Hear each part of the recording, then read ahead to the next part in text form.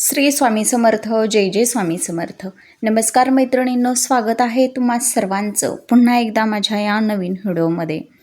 तर पवित्र आणि पावन असा अधिक मास हा जो आहे तर तो आता सध्या सुरू आहे 17 मेपासून आणि या अधिक मासाची समाप्ती ही 16 जूनला होणार आहे. तर हा अधिक मास आता आपल्या सर्वांनाच माहिती आहे की किती शुभ मानला गेला आहे. अधिक मासामध्ये अनेक कामं करणं अत्यंत शुभ आणि फलदायी मानलं जातं.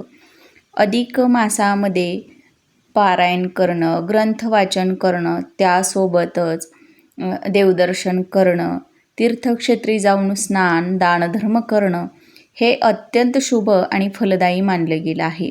यामध्ये आपण नामस्मरण, जप, मंत्रोच्चार हे सुद्धा सेवा या अधिक महिन्यामध्ये करू शकतो आणि याला देखील अधिक महत्त्व या अधिक मासामध्ये दिलेलं आहे. तर उद्या म्हणजेच गुरुवारी 11 जूनला असणार आहे कमला एकादशी. ही एकादशी बघा वर्षामधून एकदा येत नाही, तर ही 3 वर्षातून फक्त एकदाच येत असते. अत्यंत शुभ आणि दुर्मिळ योग या कमला एकादशीच्या दिवशी तयार झालेला आहे आणि याच अतिशय दुर्मिळ योगावरती आपल्याला 33 वातींचा हा अत्यंत प्रभावशाली उपाय हा नक्की करायचा आहे. यामुळे आपण संपूर्ण अधिक मासाचं व्रत केल्याचं पुण्यफळ, अधिक मास महात्म्य वाचल्याचं पुण्यफळ हे आपल्याला नक्कीच प्राप्त होईल. आपल्या सर्व अडचणी, बाधा या कायमच्या संपून जातील. आपल्या घराची प्रगती होईल. आपल्या घरामध्ये अखंड लक्ष्मी वास करेल. तर हा 33 वातींचा उपाय आपण का करायचा आहे, आपल्याला 33च वाती का घ्यायच्या आहेत, याची संपूर्ण माहिती आपण पुढे व्हिडिओमध्ये पाहणार आहोत. त्यामुळे तुम्ही हा व्हिडिओ कुठेही स्किप करू नका, शेवटपर्यंत नक्की पाहत जा, म्हणजे तुम्हाला याची संपूर्ण जी काही माहिती आहे तर ती मिळून जाणार आहे. चला तर मग अशा नवीन सुंदर व्हिडिओला सुरुवात करूया. तर या अधिक महिन्यामधील जी दुसरी कमला एकादशी आहे तर ती 11 जूनला गुरुवारच्या दिवशी आली आहे. आता बघा संपूर्ण अधिक महिना, ज्याला आपण धोंड्याचा महिना, मलमास किंवा पुरुषोत्तम मास म्हणून ओळखतो, तर तो भगवान श्रीहरी विष्णूंना समर्पित असतो आणि या महिन्यामध्ये आपल्याला आपल्याकडून होता होईल एवढी भगवान श्रीहरी विष्णूंची सेवा, उपासना ही करायची असते. आणि हा जो गुरुवार आहे तर तो देखील भगवान श्रीहरी विष्णूंना समर्पित असतो, माता लक्ष्मीला समर्पित असतो. आणि अशा या पवित्र दिवशी कमला एकादशी आल्यामुळं या दिवसाचं महत्त्व हे अधिक पटींनी वाढलेलं आहे आणि म्हणूनच या अतिशय शुभ आणि दुर्मिळ योगावरती आपल्याला हा 33 वातींचा उपाय जो आहे तर तो आवर्जून करायचा आहे. तर आपल्याला या एकादशीच्या दिवशी लवकर उठायचं आहे, आपलं घर स्वच्छ करून घ्यायचं आहे. त्यानंतरनं आपली जी घरामध्ये आपण जी फरशी पुसतो, लादी पुसत असतो, तर त्या पाण्यामध्ये आपल्याला चिमूटभर हळद टाकून त्यानं आपली फरशी जी आहे तर ती स्वच्छ पुसून घ्यायची आहे. त्यानंतरनं स्वच्छ अंघोळ करायची आहे, आपली नित्य देवपूजा करून घ्यायची आहे. भगवान श्री हरिविष्णूंची मूर्ती असेल, माता लक्ष्मीची मूर्ती असेल तर त्या मूर्तीवरती आपल्याला स्वच्छ पाण्यानं अभिषेक करून घ्यायचा आहे, पूजा करून घ्यायची आहे. त्यांना त्यांच्या आवडीच्या वस्तू अर्पण करायच्या आहेत. पिवळ्या रंगाची फुलं आपल्याला आवर्जून त्यांना अर्पण करायची आहेत, कारण की पिवळ्या रंगाची फुलं ही त्यांना अत्यंत प्रिय आहेत असं मानलं जातं आणि म्हणून त्यांना आपण पिवळ्या रंगाची फुलं आवर्जून अर्पण करायची आहेत. तुळशीपत्र आपल्याला न चुकता आवर्जून अर्पण करायचं आहे. त्यासोबतच आपल्याला 108 तुळशीपत्र जी आहेत तर ती घेऊन एक छोटासा उपाय सांगते बघा तुम्हाला. आपल्याला काय करायचं आहे, 108 तुळशीपत्र घ्यायचे आहेत किंवा एक तुळशीपत्र जरी तुम्हाला मिळालं तरी ते आपल्याला घ्यायचं आहे. का तर बघा, एकादशीच्या दिवशी तुळशीची पानं तोडली जात नाहीत आणि तुळशीला स्पर्शसुद्धा केला जात नाही. जर तुम्हाला आवर्जून 108 पानं घ्यायची असतील तर तुम्हाला एक दिवस अगोदरच ही तुळशीची पानं जी आहेत तर ती तोडून ठेवायची आहेत.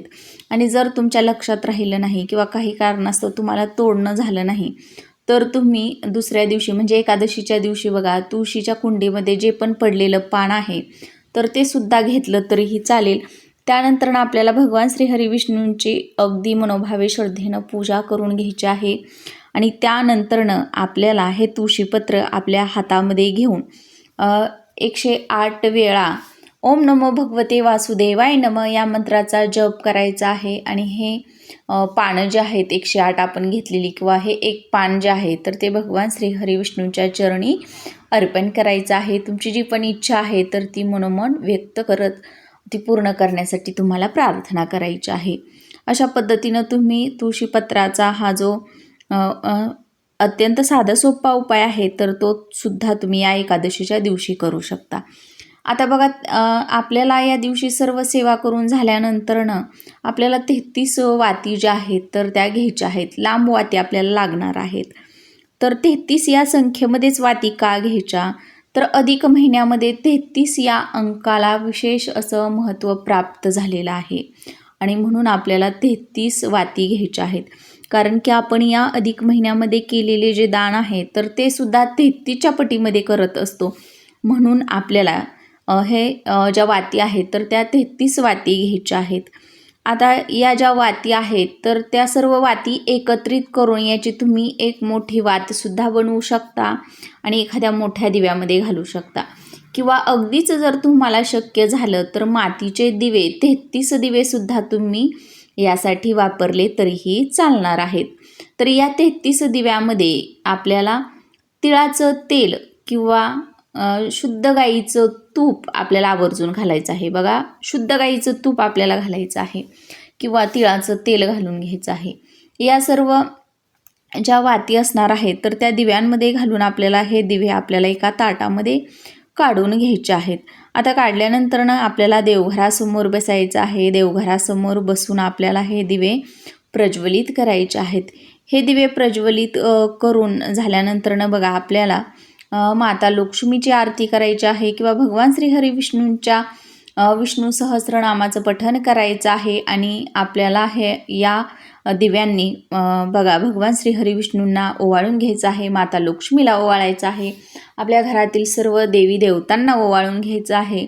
आणि नंतरनं हे जे दिवे आहेत तर तुम्हाला जर शक्य असेल तर मंदिरामध्ये जाऊन ठेवायचे आहेत. बघा, आता जिथे पण विठ्ठल रुक्मिणीचं मंदिर असेल तर अशा ठिकाणी तुम्ही जाऊन हे दिवे जे आहेत तर ते ठेवून यायचं आहे. किंवा त्या ठिकाणी गेल्यानंतरनं तिथेच आपल्याला हे दिवे प्रज्वलित करायचे आहेत.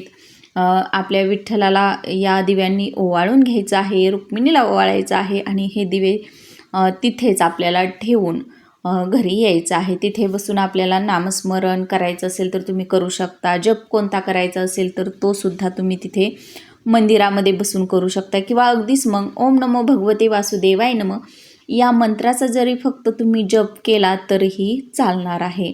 तर अशा पद्धतीनं आपल्याला हा जो उपाय आहे तर तो करायचा आहे. आता ज्यांना पण मंदिरामध्ये जाणं शक्य होणार नाही त्यांनी अगदीच हे सर्व दिवे तुमच्या घरामध्ये सर्वत्र वेगवेगळ्या ठिकाणी जरी ठेवले तरीही चालतील. किंवा अगदीच मग देवघरासमोर तसंच ताट ठेवलं तरीही चालणार आहे. आपल्याला 108 वेळा ओम नमो भगवते वासुदेवाय नमः या मंत्राचा जप करायचा आहे किंवा विष्णू सहस्रनामाचं पठण करायचं आहे. या ज्या सेवा आहेत तर त्या भगवान विष्णूंच्या अत्यंत प्रिय सेवा आहेत आणि या सेवा करण्याला या महिन्यामध्ये अधिक महत्त्व दिलं जात असतं. म्हणून अशा पद्धतीनं आपल्याला या ज्या 33 वाती ज्या आहेत तर त्या आपल्या घरामध्ये जाळायच्या आहेत. यामुळे तुमच्या घरामध्ये कितीही नकारात्मकता असू द्या, कितीही तुमच्या घरामध्ये बाधा असतील, काही घराला दोष लागलेले असतील तर ते सर्व दोष निघून जातील. तुमच्या घरातील बाधा अडचणी या कायमच्या संपतील. तुमच्या घराची अगदी भरभरून अशी प्रगती होईल. अत्यंत साधा सोपा उपाय आहे. प्रत्येकानं आवर्जून नक्की करा. याचा तुम्हाला अनुभव नक्कीच येईल.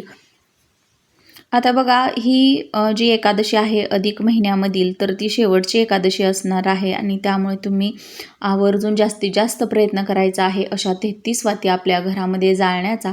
त्यासोबतच तुळशीजवळ सुद्धा तुम्हाला शुद्ध गाईच्या तुपाचा एक दिवा आवर्जून लावायचा आहे.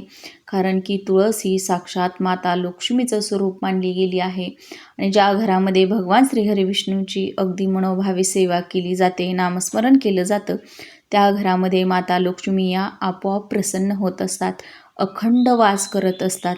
म्हणून आपण माता लक्ष्मीला प्रसन्न करून घेण्यासाठी सुद्धा हा 33 वातींचा प्रभावी उपाय करू शकतो. यामुळं तुम्हाला या उपायाचा नक्कीच लाभ होईल. कारण की पवित्र असा आणि पावन असा अधिक मास सुरू झालेला आहे आणि ही शेवटची एकादशी आहे, ती गुरुवारच्या दिवशी आल्यामुळं या दिवसाचं महत्त्व हे आणखीनच वाढलेलं आहे. आणि म्हणून तुम्ही हा एक उपाय नक्की करून बघा. याचं फळ तुम्हाला 100% प्राप्त झाल्याशिवाय राहणार नाही.